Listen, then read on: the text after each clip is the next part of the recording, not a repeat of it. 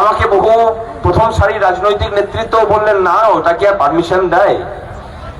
বিক্রম বলল যে তোমরা পারমিশন চাও, প্রোগ্রাম যখন নিয়েছো, সংগ্রামী যৌথ মঞ্চ যখন প্রোগ্রাম নিয়েছে তখন পারমিশন আমাকে বের করতেই হবে।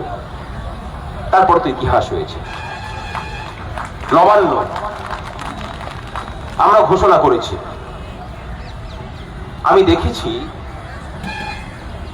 যে বলতে গেলে প্রায় 4টে দিন ধরে বিক্রম ব্যানার্জি তার ঘুম খাওয়া ত্যাগ করেছিলেন যে কোন আইনি ফাঁক গড়িয়ে এই পারমিশনে তাকে বের করা যায়। আমরা অন্য কিচ্ছু ধরি না। আমাদের যে টিম, বিক্রম এবং সুদীপ্ত, তার সাথে অনেক জুনিয়র অসাধারণ কাজ করে ওরা, এবং তার সাথে আমাদের যারা একটু আধটু আইন বোঝে, ওরা যেরকম বলে আমরা সেরকম তথ্য জোগাড় করে দিই। আমরা বিশ্বাস করি আইনে আদালতের লড়াইটা ওই যুক্তি এবং তথ্য দিয়েই হয়। 4টে দিন ধরে শুধু যুক্তি বের করেছে যে কেন নবান্নের সামনে 144 ধারা থাকা সত্ত্বেও বসা যায়। তারপরে দেখেছেন সিঙ্গেল বেঞ্চে আমরা সরকারকে হারিয়েছি, ডিভিশন বেঞ্চেও সরকার পরাজিত হয়েছে। নবান্নের সামনে ঐতিহাসিক অবস্থান বিক্ষোভ করেছি আমরা।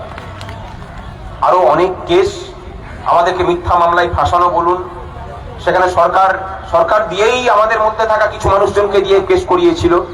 সরকার ধান্দা করেছিল সেই কেস দিয়ে আমাদেরকে তুলে নেবে, সেখানেও আমাদেরকে অ্যান্টিসিপেটরি বেলের ব্যবস্থা করে দেওয়া, এবং তার জন্য কি পরিশ্রম ওরা করেছিল সেটা আমরা জানি। কোনো কৃতজ্ঞতা দিয়ে ওদের ছোট করছি না, কিন্তু ওরা না থাকলে এই আন্দোলন এত দূর আসে না।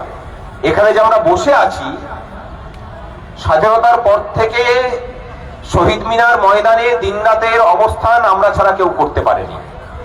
সেটাও ওদেরই দৌলতে, মানে ওদের পরিশ্রমকে আদালত স্বীকৃতি দিয়েছে আইনি ভাবেই। আমরা ধন্যবাদ দিচ্ছি এমন দুজন সাথীকে পেয়ে।